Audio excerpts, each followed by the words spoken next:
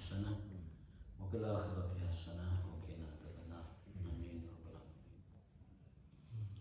Bapak sekalian dimuliakan oleh Allah Subhanahu wa taala, kita lanjutkan kajian Tazkiyatun Nufus dari kitab Minhajul Abidin karya Imam Ghazali ya. Berkenaan dengan tahapan kedua ya. Jadi kita sedang membahas tentang 7 tahapan menjadi hamba Allah. Karena menjadi hamba Allah itu adalah tujuan dari diciptakannya manusia. Manusia tidak diciptakan untuk menjadi hamba uang. Manusia tidak diciptakan untuk menjadi hamba kekuasaan atau hamba manusia yang lain. Tetapi manusia diciptakan hanya semata-mata untuk menjadi hamba Allah. Tidak ada tujuan lain. Kalaupun yang lain-lain diberikan itu semata-mata sebagai sarana dan fasilitas untuk menunjang seseorang menjadi hamba Allah. Tetapi kadang orang sibuk dengan sarana-sarana, sibuk dengan fasilitas-fasilitas, tetapi lupa dengan tujuan utamanya, yaitu menjadi hamba Allah. Jadi sekali lagi, manusia diciptakan hanya untuk menjadi hamba Allah, bukan hamba yang lain, bukan hamba hawa nafsu atau dunia atau kekuasaan atau wanita atau manusia lainnya. Untuk supaya sukses menjadi hamba Allah, Allah berikan fasilitas-fasilitasnya berupa kesehatan, berupa kekayaan, rezeki, berupa usia, waktu. Ini modal paling utama kita tuh waktu. Modal paling berharga kita itu waktu. Walaupun kita punya segalanya, tapi waktu tidak punya atau waktu tidak ada, ya tidak bisa ngapa-ngapain juga. Walaupun sudah semua dicapai, sudah semua diperoleh, tapi waktu hidupnya habis, ya udah, tidak bisa apa-apa juga. Jadi modal utama kita dan paling berharga kita adalah waktu. Maka para ulama dahulu sangat menyesal dan menangis kalau ada waktu yang terlewat tanpa faidah. Waktu terlewat tanpa faidah adalah suatu waktu yang paling menipu kita. Di dalam hadis Nabi SAW bersabda, ada 2 nikmat yang paling banyak dilupakan manusia. Yang pertama adalah waktu kosong dan yang kedua adalah kesehatan. Nikmatani maghbunun katsirun fihima an-nas.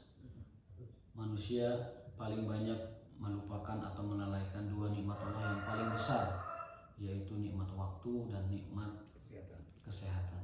Maka kelak nanti di yaumil hisab, 2 hal itu akan dipertanyakan oleh Allah. Lan tazila qadama 'abdin hatta yus'alan arba'in. Tidak akan beranjak kaki manusia di padang mahsyar sampai ditanya 4 hal. 2 diantaranya adalah tentang usianya digunakan untuk apa, dan tentang kesehatannya dipakai untuk apa. Maka dari itu, satu-satunya tujuan kita diciptakan oleh Allah ke muka bumi adalah hanya untuk menjadi hamba Allah, untuk beribadah kepadanya. Dalam Al-Quran surat Az-Zariyat ayat 54, Allah menegaskan, A'udzubillahi minasyaitonirrajim, wa ma khalaqtul jinna wal insa illa liya'budun. Tidaklah aku menciptakan manusia kecuali semata-mata hanya untuk menjadi ahli ibadah atau hamba Allah. Ibadah dalam arti luas ya. Ibadah dalam arti luas, tidak ibadah mahdoh saja, tetapi ibadah dalam arti luas. Yang definisi ibadah itu adalah setiap perkataan dan perbuatan yang mendatangkan keridhaan Allah Subhanahu wa taala. Menjadi penguasa ibadahnya ya dengan menelurkan kebijakan-kebijakan yang adil. Itu ibadahnya mereka.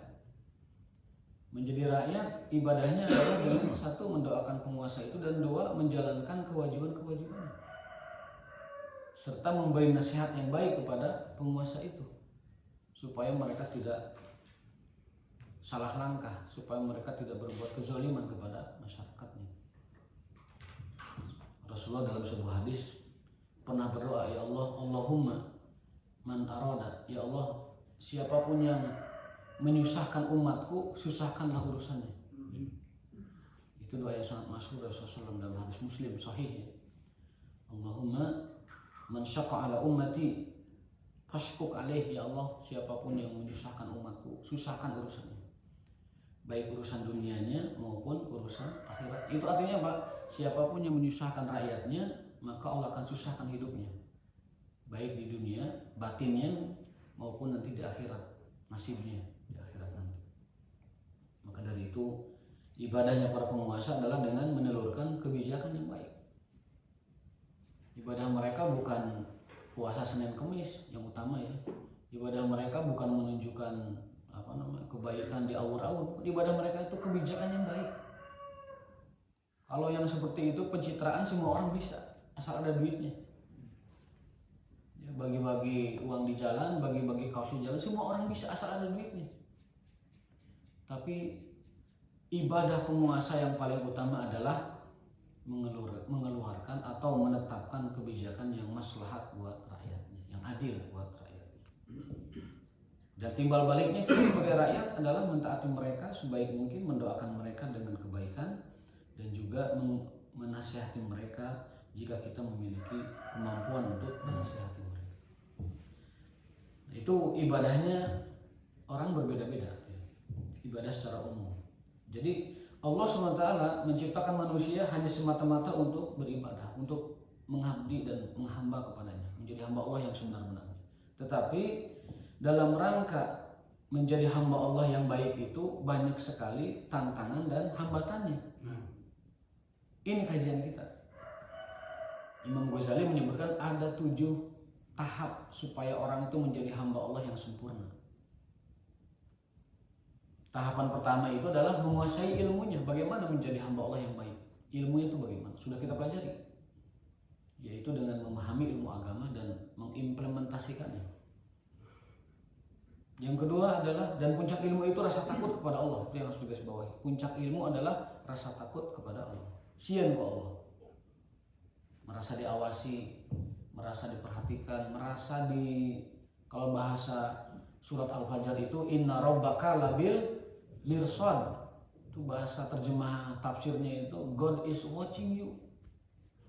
Tuhanmu selalu labil mirsad, meneropong, melihat. Apa namanya? Kalau melihat doang biasa, ini mah meneropong gitu. Jadi kalau ada objek titik satu, monitoring gitu. Monitoring dengan teliti. Inna rabbaka labil mirsad. Mirsad itu kan alat untuk melihat benda yang jauh dan kecil. Dalam bahasa Arab modern, mirsad itu. Nah ini Allah SWT memiliki mirsad untuk mengamati setiap orang, setiap jiwa itu secara teliti dan secara mendetail. Inna rabbaka labil mirsad.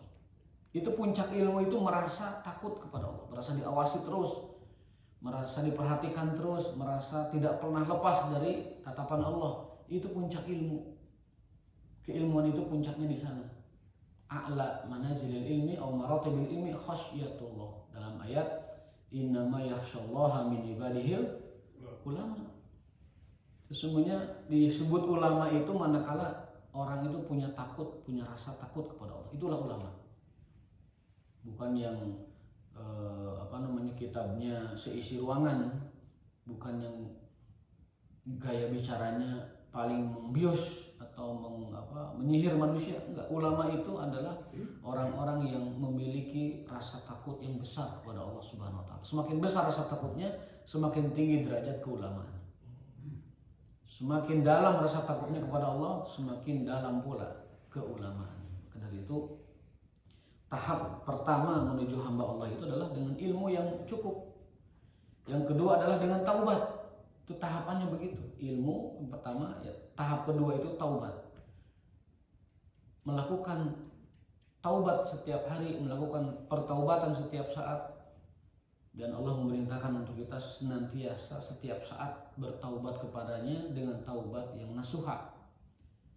Dalam Al-Quran, ya ayyuhalladzina amanu tubu ilallahi taubatan nasuha. Wahai orang yang beriman, bertaubatlah kamu kepada Allah dengan taubat nasuha. Nabi sendiri bertaubat 100 kali sehari. Kata beliau, wahai sekalian manusia, bertaubatlah kalian kepada Tuhan kalian. Aku saja tiap hari bertaubatnya 100 kali.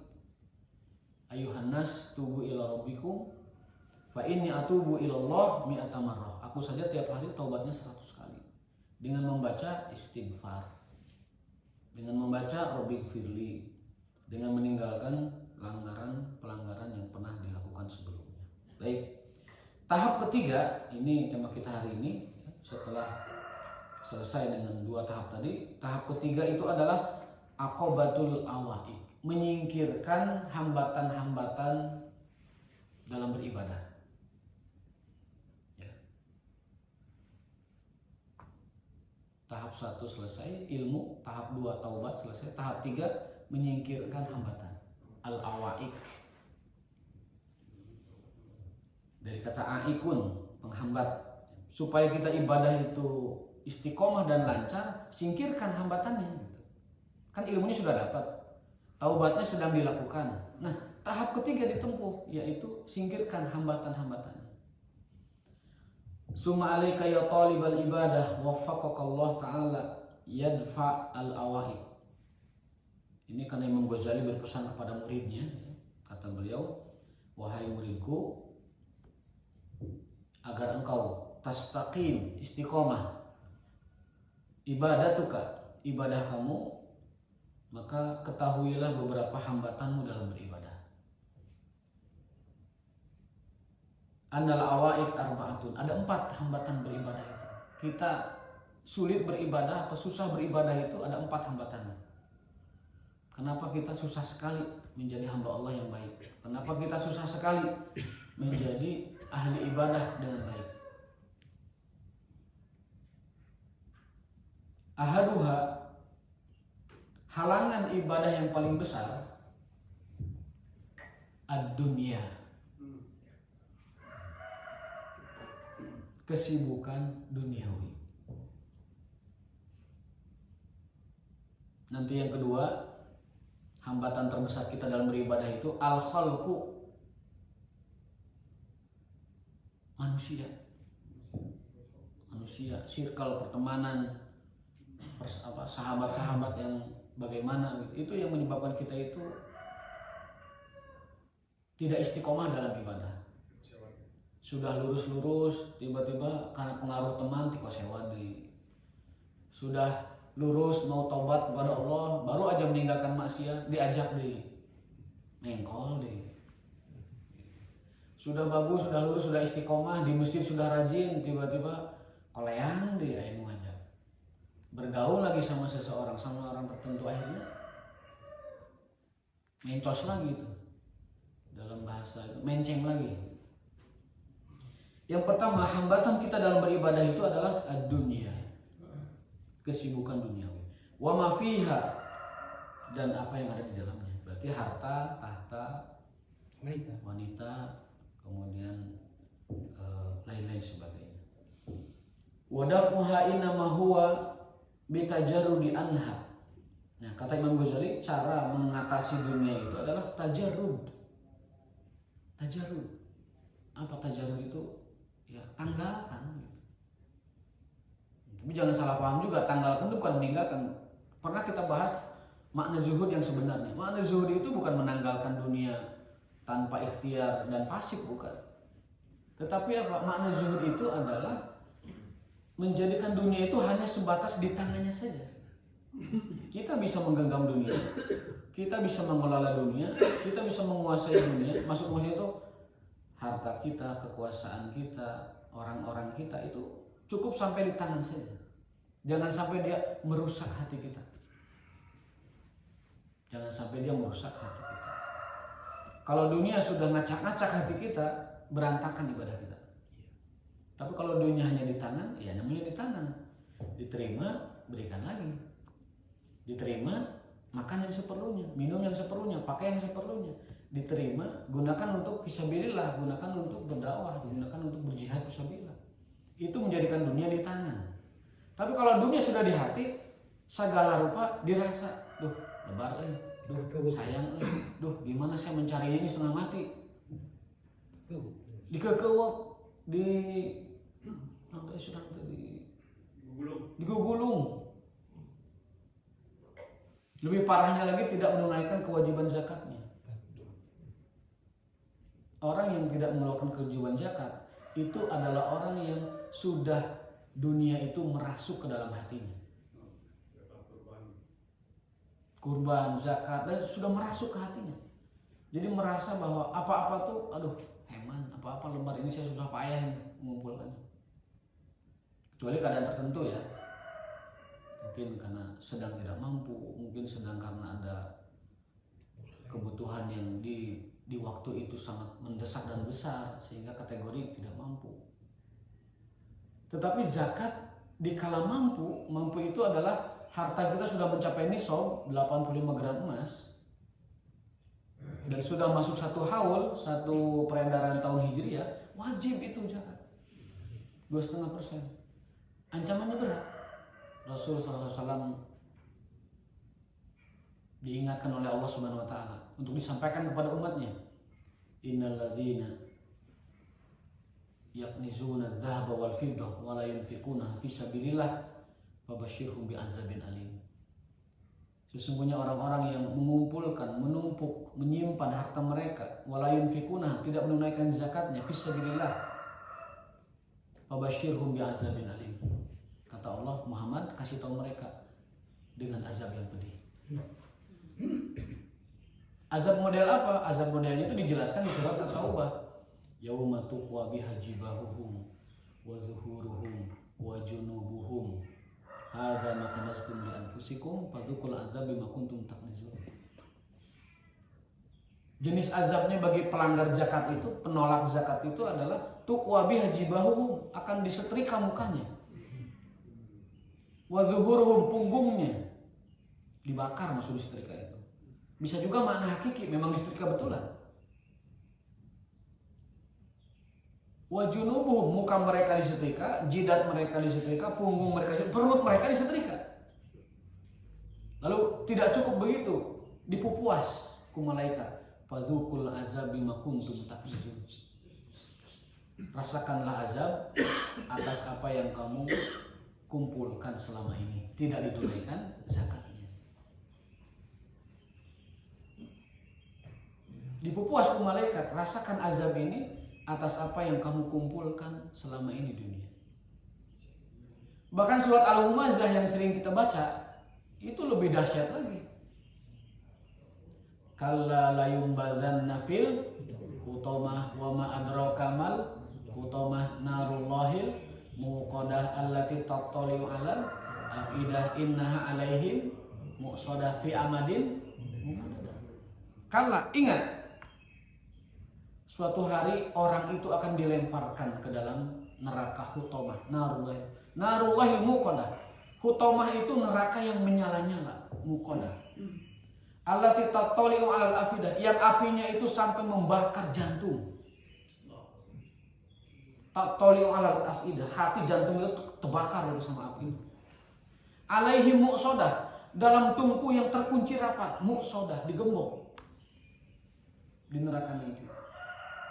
Fi amadin mumaddadah, dan orang itu dalam keadaan terikat. Tangan terikat dalam tungku yang dikunci rapat, api yang dinyalakan sambil dilempar. Layum bazana itu dilempar. Utama. Untuk siapa? Orangnya itu disebut di ayat sebelumnya. Alladzi jama'a malan wa addadah, yaitu orang yang jama'a malan, yang ngumpulkan, numpuk harta. Wa addadahu, dan ngitung-ngitung terus pegawaian itu. Kumpulkan, hitung, loba, tapi tidak menunaikan kewajiban zakatnya. Dalam Islam, kaya itu diperintahkan karena orang beriman yang kuat lebih Allah sukai daripada orang mukmin yang lemah. Al-mu'minul qawi ahabbu khairun wa ahabbu ilallah minal mu'minid dhaif. Orang mukmin, orang iman yang berdaya, baik daya fisik, baik daya ekonomi, baik daya intelektual, itu lebih Allah sukai daripada orang mukmin yang dhaif, yang lemah fisiknya kurang sehat, lemah ekonominya, lemah intelektualnya. Wa fi kullin khair, meskipun kedua-duanya itu baik.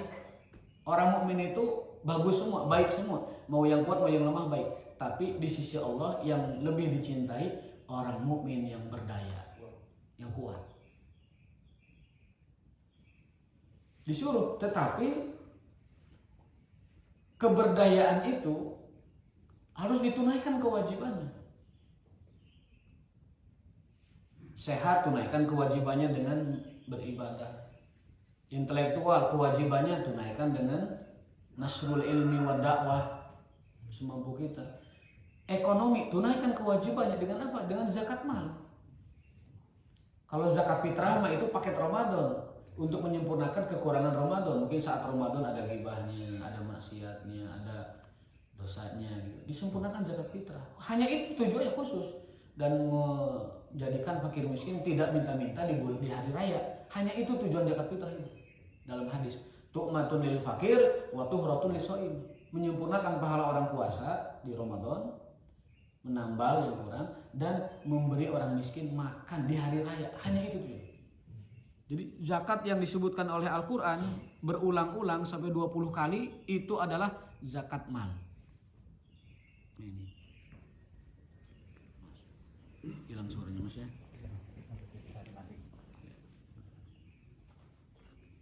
Nah jadi hambatan orang itu untuk beribadah kepada Allah itu adalah dunia. Terlalu cinta kepada dunia, menjadikan dunia itu di hatinya bukan di tangannya.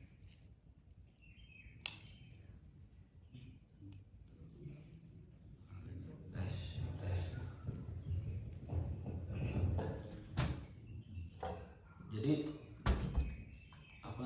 berdaya secara ekonomi dalam arti kaya dan mapan itu diperintahkan, karena secara tersirat Allah Ta'ala menyebutkan bahwa Allah menyukai dan mencintai orang beriman itu yang berdaya. Tetapi tadi berdaya yang tidak melupakan kewajibannya, yaitu zakat mal, supaya ditunaikan. Kita lanjutkan ya. Jadi makna zuhud itu adalah bukan menanggalkan dunia, bukan meninggalkan dunia, tetapi menjadikan dunia itu sampai tangannya saja. Tidak sampai dunia itu merusak dan ngacak-ngacak hatinya, sampai dia benar-benar ngekewuk atau megang erat dunia itu, sampai kalau dia hilang dari dirinya itu, hatinya itu tercabik-cabik. Itu adalah orang yang menjadikan dunia merasuk ke dalam hati dan jiwanya. Padahal kata Imam Syafi'i, ij'al, jadikan duniamu di tanganmu saja cukup, dan jadikan akhirat di hati, dan lalu kematian di pelupuk matamu.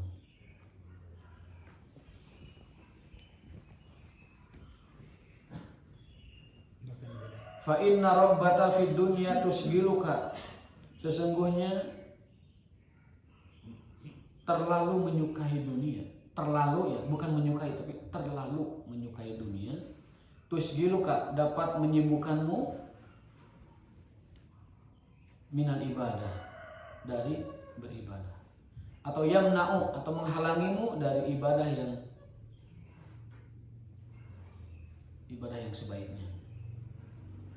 Fa inna nafsa wahidatun, karena jiwa itu hanya satu.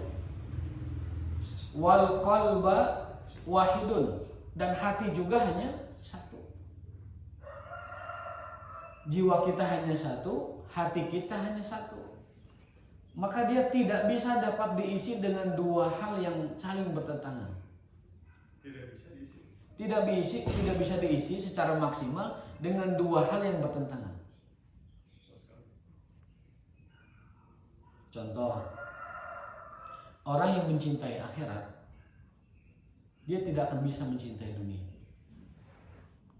Fa innal qalba wahidun wan nafsa wahidatun, karena hati hanya satu dan jiwa itu hanya satu.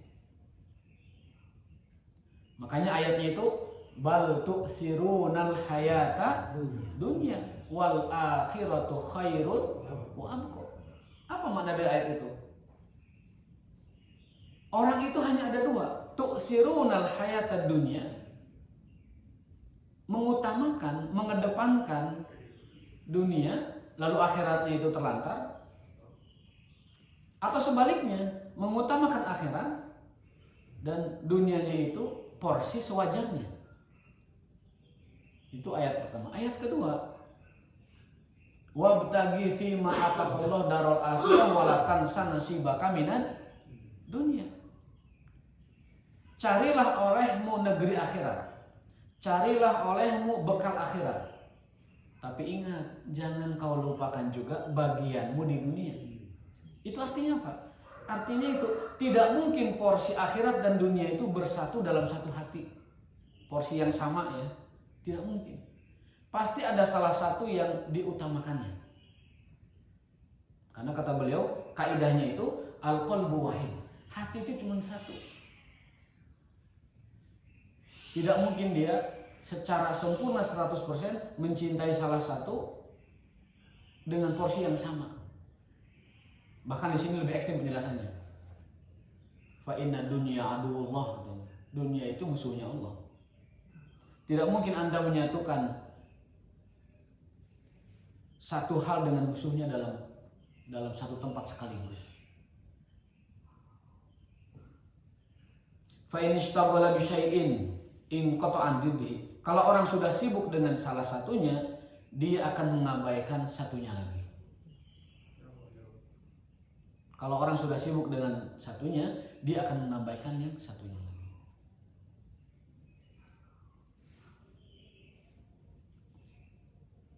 Wa inna masalud dunya wal akhirah kama salid darratain in arbaita ihdahuma askhattal ukhra. Dunia itu dan akhirat itu seperti dua hal yang kalau kau mencari keriduan yang ini, maka kau telah mengabaikan yang ini. Kalau kau mencari keriduan di sini, berarti kau telah mengurangi perhatianmu ke sini. Tadi bal tu'sirunal hayata dunya, tetapi kalian malah mengutamakan kehidupan dunia. Wal akhiratu khairun wa abqa, padahal akhirat adalah lebih baik dan lebih kekal abadi. Abqa, baqo, kekal.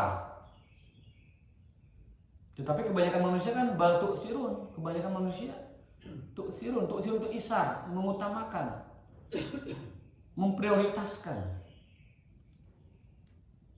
kehidupan duniawinya daripada kehidupan akhirat. Lebih sibuk berbekal untuk dunianya, padahal ujung-ujungnya juga dinikmati ahli waris. Tetapi tidak sibuk dengan bekalnya menuju akhirat.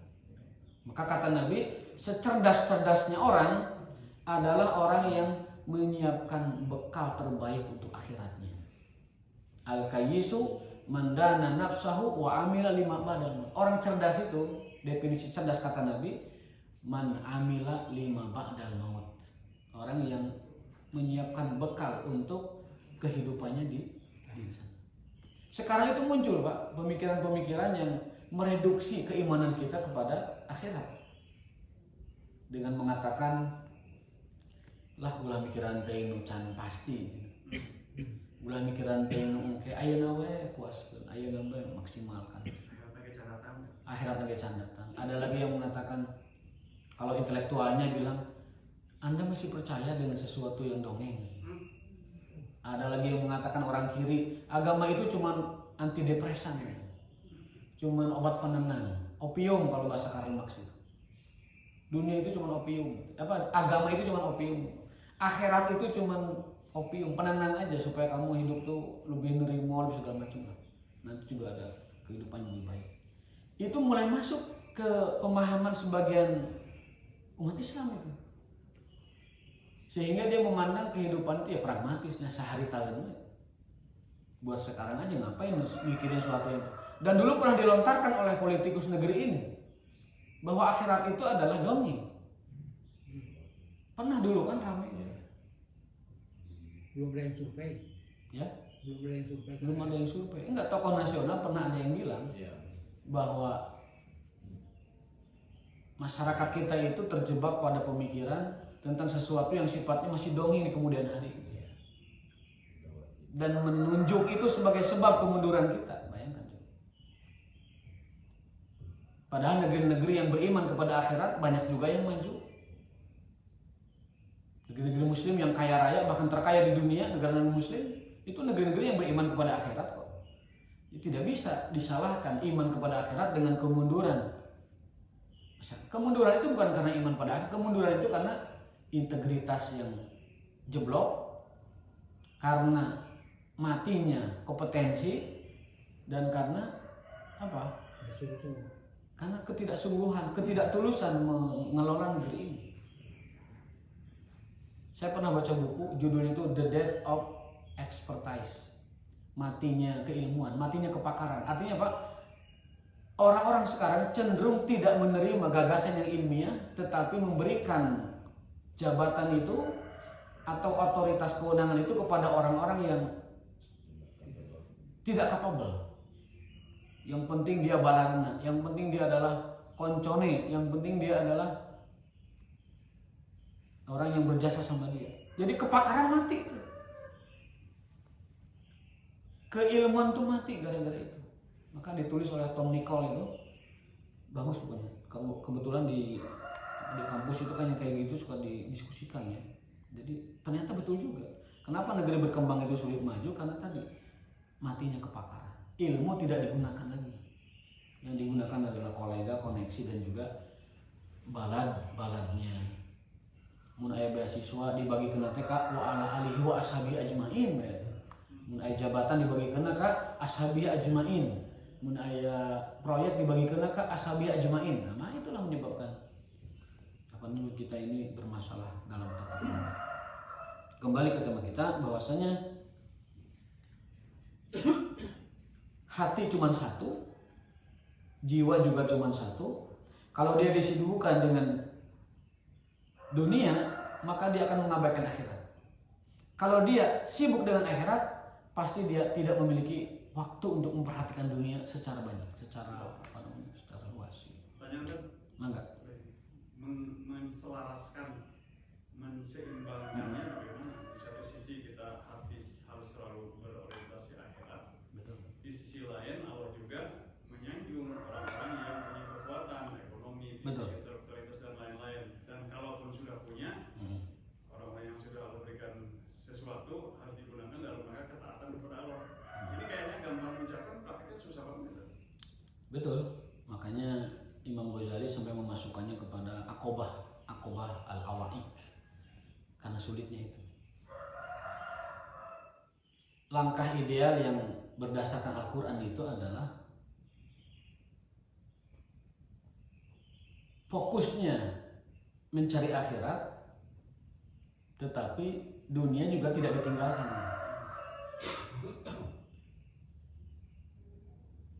Fokus itu maksudnya adalah orientasi dan visi berpikir kita itu selalu akhirat.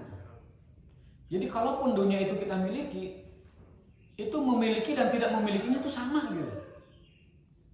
Orang yang visi dan pola pikirnya akhirat oriented, dan itu orang beriman cirinya itu waman aradal akhirata wasa'alah. Orang beriman itu visi dan orientasi hidupnya itu akhirat.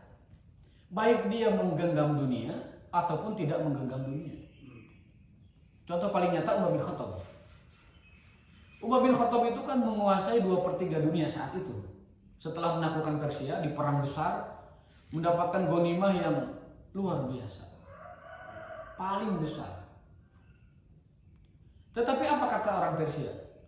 Saya heran sama Umar itu. Hana ma'alaihi ma yuriduhul muluk. Umar itu tidak kepikiran sama sekali, tidak menginginkan sama sekali apa yang selama ini diinginkan oleh para raja itu. Jadi di hadapan Umar bin Khattab radhiyallahu anhu, apa yang diinginkan oleh para raja, dia mah tidak menginginkannya. Wa dunya bi aidiha, padahal dunia dalam genggamannya. Itu saya menyebutkan kisah ini supaya menjadi role model dalam hidup kita. Umar bin Khattab.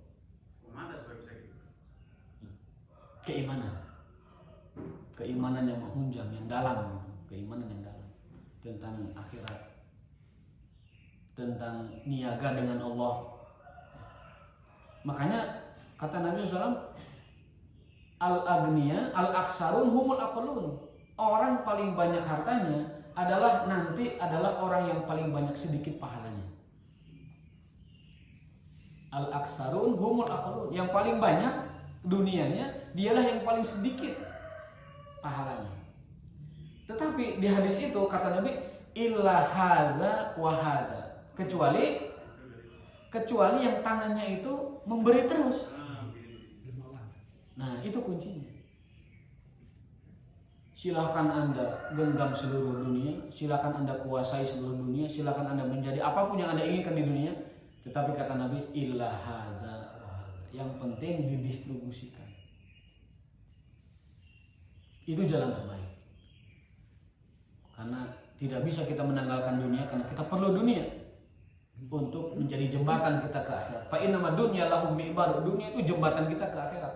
Tidak mungkin kita nyebrang tanpa jembatan. Mau pakai apa kita nyebrang sampai ke akhirat kalau tanpa dunia? Dunia itu jembatan, wajib kita lalui, harus. Cuman karakteristik orang menyeberang, dunia kan jembatan. Fa inna dunya lahum mi'bar, jembatan. Atau dalam bahasa hadis, kun fid dunya ka'annaka gharib au abir sabil.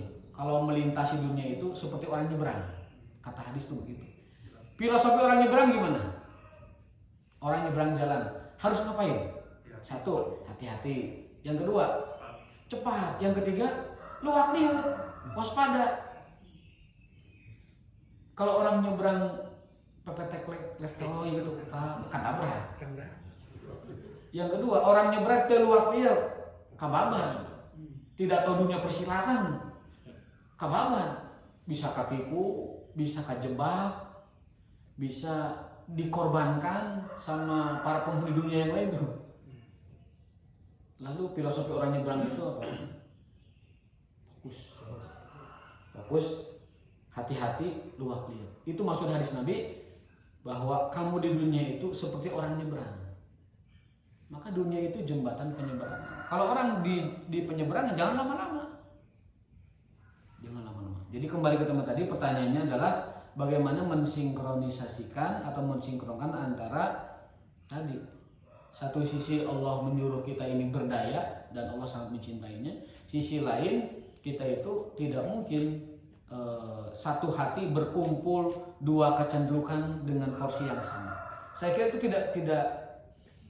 tidak mesti dipertentangkan dan memang tidak untuk dipertentangkan. Yang benar adalah kata Nabi SAW, yang penting itu haza wa haza. Tolong agama Allah. Intan surullah yan surkum. Tolong agama Allah dengan apa? Bi amwalikum wa anfusikum, dengan hartamu. Yang pertama tuh harta dulu malah. Surat As-Saff ya. Hal adulukum ala tijaratin tunjikum min azabin alim. Tu'minuna billahi wa rasulihi wa tujahiduna bi amwalikum wa anfusikum. Jadi satu-satunya jalan untuk berniaga dengan Allah itu adalah mengeluarkan harta kita di jalan Allah. Dan itu disebutkan sebagai jihadnya harta kita. Ya, jadi jalan terbaik menyinkronkan antara dunia dan akhirat adalah menjadikan dunia kita untuk berjihad mencari akhirat. Dan harusnya ini yang pertama kali diajarkan anak-anak ya SD, SMP, SMA gitu ya. Bahwa kamu itu lahir di dunia itu tugasnya menjadi hamba Allah. Jadi hamba Allah. Tapi kamu harus kuat, harus berdaya, ekonomi, sosial, intelektual dan lain-lain. Kalau sudah punya, jangan lupa berbagi. Mesti ini yang paling diajarkan. Harusnya begitu. Kalau semua orang berpikirannya adalah berbagi, ya, kita tuh sering dibuai terus tuh oleh informasi-informasi. Potensi zakat umat Islam itu 1.000 triliun. Ya. Potensi wakaf kita 1.000 triliun, posisi zakat kita 320 triliun. Tapi faktanya kan baru 10%. Itu pun 10% nggak tahu distribusinya juga.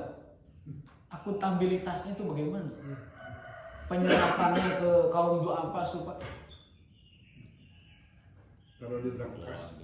Jadi zakat itu sebenarnya untuk memberdayakan, Pak. Bukan untuk memberi orang makan lalu hidup, bukan. Zakat itu memberdayakan. Bukan ngasih nasi bungkus, tapi ngasih cara gimana orang itu nanti dapat nasi bungkus. Bukan ngasih ikan, tapi ngasih kail untuk supaya dia nyari ikan. Itu zakat fungsinya di situ. Meskipun ada porsi bagi orang yang masih darurat, yaitu asnaf, mustahik, fakir, miskin, itu memang ada. Tetapi yang lain-lainnya pemberdayaan.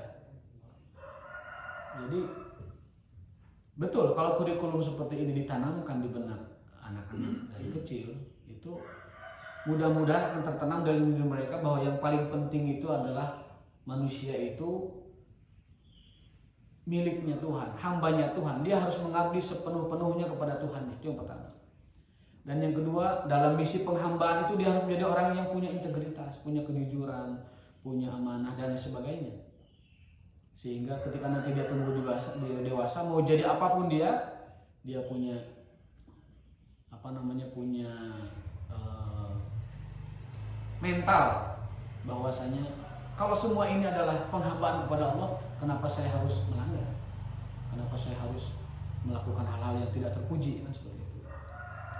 Jadi menggenggam dunia itu harus diperintahkan, bahkan Rasul menyebutnya sebagai hamba yang dicintai. Tetapi saat dunia itu digenggam, ya, lakukan niaga dengan Allah, berbisnislah dengan Allah.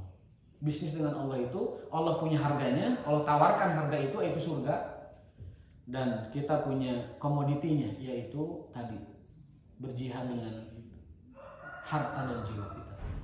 Kalau bahasa para ulama, berjihad itu konteksnya bisa dengan beribadah, bisa dengan ibadah harta ya zakat, ibadah harta ya sedekah, ibadah jiwa ya memaksimalkan jiwa kita yang di dalamnya itu adalah daraja kita itu dalamnya dengan ibadah. Sebagai penutup, ya, sudah bel ya. Saya akan bacakan sebuah riwayat dari Abu Darda. Ya. Faqad rawaina an Abi Darda radhiyallahu annahu qala zawaltu an ajma'a bainal ibadah wat tijarah falam yajtami'a fa aqbaltu 'ala al-ibadah wa taraktu tijarah. Jadi kata Abu Darda itu, aku pernah berusaha, aku pernah berupaya untuk supaya seimbang antara porsi ibadah dan porsi dagang, tijarah. Zawadul dunya, zawadul ibadah wa tijarah. Dan aku tidak berhasil.